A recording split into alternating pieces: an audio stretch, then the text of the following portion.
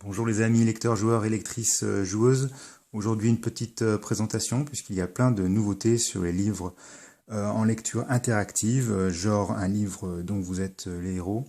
Il y a plein de nouveautés qui sont sorties chez Posidonia, des choses qui arrivent chez Alkonost.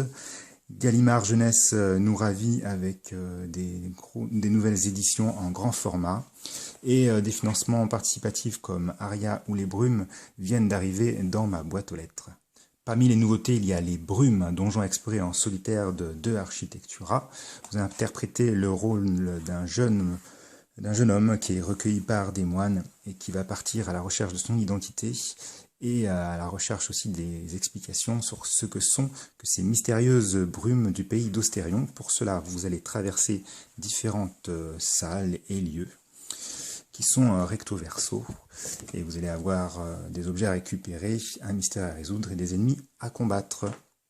Parmi les sorties de financement participatif est sorti le jeu de rôle Aria chez Eldercraft, et avec ce jeu de rôle a été réédité une trilogie de livres-jeux que sont Sombre Ressac, Terre Ardente et Radiance Céleste, une aventure dans cet univers où vous interprétez le rôle d'un voleur apprenti-mage.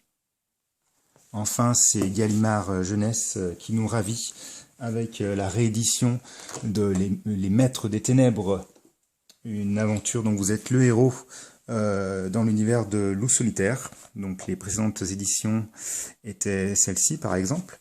Et la nouvelle réédition, elle comporte et a été augmentée de 200 sections ou paragraphes, avec en plus de nouvelles illustrations. Elle est absolument somptueuse. C'est l'édition à vraiment avoir dans votre collection pour tous les passionnés de cet univers. Un livre dont vous êtes le héros. Et en même temps sort au bord de l'abîme de Joe Dever le 30e de la collection. Donc ça, c'est une nouveauté qui est absolument gigantesque par rapport au nombre de sections qu'il peut y avoir dans ce livre, ainsi que la réédition en grand format de la suite de la quête du Graal avec les portes de l'au-delà et l'épreuve des champions dans la collection des défis fantastiques. Voilà pour cette première partie. La prochaine fois, on vous parlera, j'espère que je vais recevoir quelques nouveautés de chez Posidonia Édition qui fait aussi un travail faramineux pour les livres-jeux et tout ce qui est roman interactif, ainsi que les nouveautés chez Alkonost.